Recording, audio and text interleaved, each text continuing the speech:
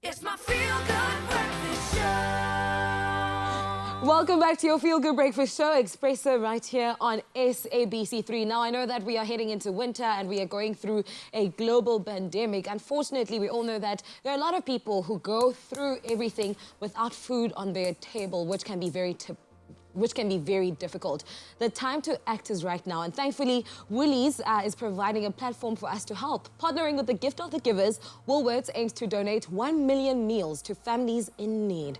For as little as 10 Rand a day, you can provide one person with 3 meals for a day. Just scan the QR code on screen using the SnapScan app or your banking app on your phone and donate whatever amount you can to contribute towards a bag. Remember to encourage your family, your friends, your neighbors, colleagues and chat groups to do the very same thing. Every little bit will definitely make a difference.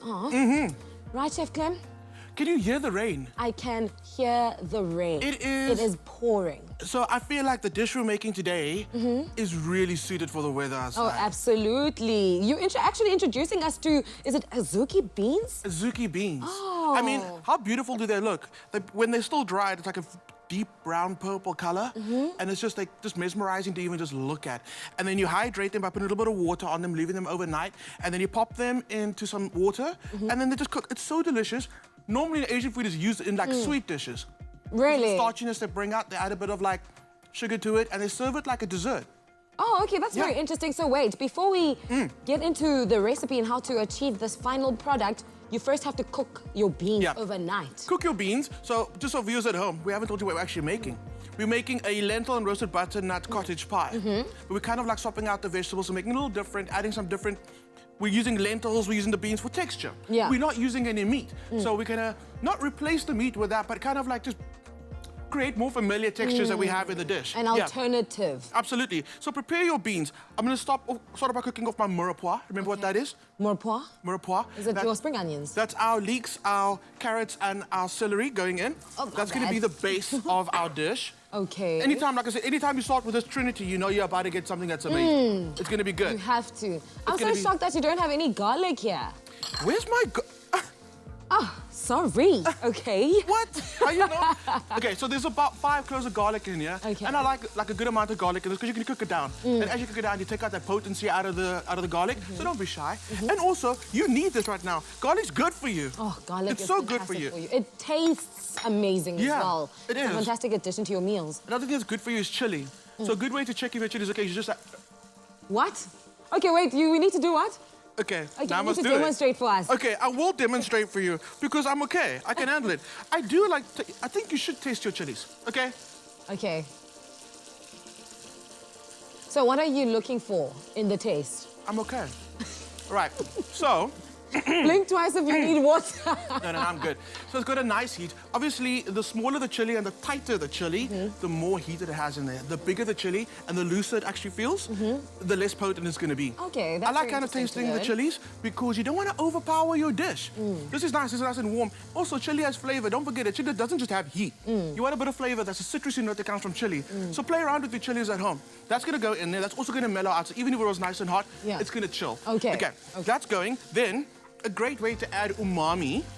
Umami is kind of like a very savory note that we picked up over the past decade that our brain and our taste buds can pick up. So meat has a lot of umami. We've taken the meat out, so to add the umami in, we're using tomato paste. You'll also find umami in parmesan and anchovies. It's just that beautiful savory note that gets added to a dish. It makes it ultra delicious. It makes your brain like want more. Okay, so that's in there. We're gonna add some, no, not yet. Okay, cool. Talk about the butternut. Is that pre-cooked? It's pre-roasted. Okay, when it comes to veggies, and especially cooking vegetarian dishes, the one thing you should try and do is roast. Roasting veggies adds a little bit of chariness to it. It adds depth of flavor to your dishes. Also, steaming vegetables and boiling vegetables with me is like very like overdone. The texture is very like soft and mushy, and we don't want that. No, not at all. You roast it, you keep the texture of your veggies, and you add a little bit of depth of flavors. That's going in there. I just like this dish because everything gets banged in all at once. Oh, everything is going in the same pot. Everything's going in the same pot. Okay, let's talk about our azuki beans now. So we're gonna add literally everything. There's not even any order. Now we just koi. Okay, I've got some lentils and I've got red lentils. And I love red lentils. I love lentils in general. I was about to ask, do you enjoy vegetarian food?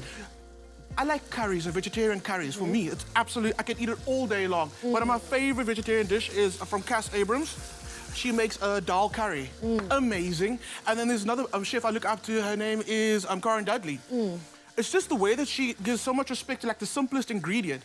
Like it'll make you want to eat vegetables every single day. And I believe it's that. If you literally give respect to the vegetables that you're working with and you cook it correctly, you could get away with being an accidental vegetarian without even knowing about it, which I think is really great.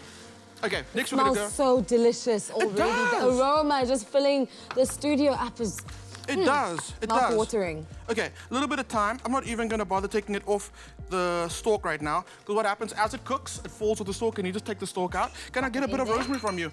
Lean back, lean back. Up. Bit of rosemary, because we can. That's going in there.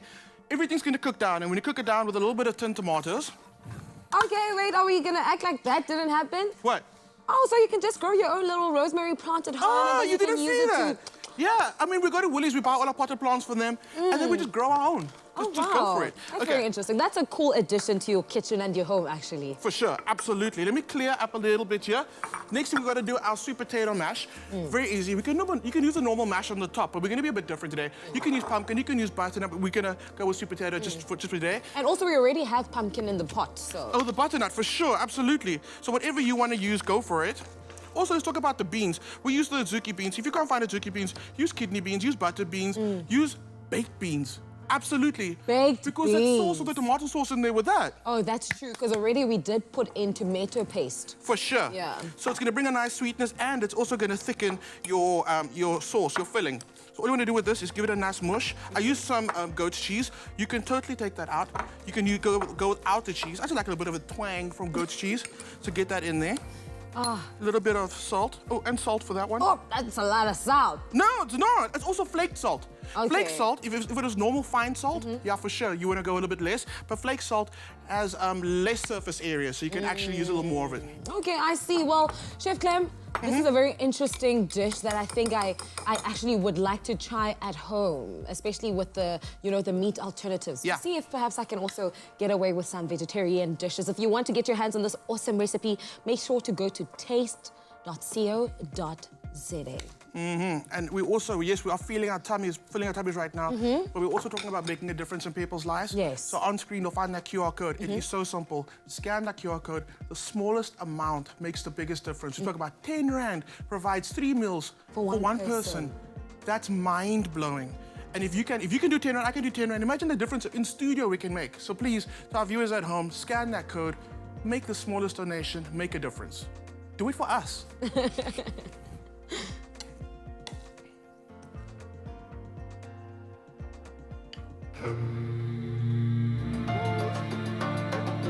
Thank you.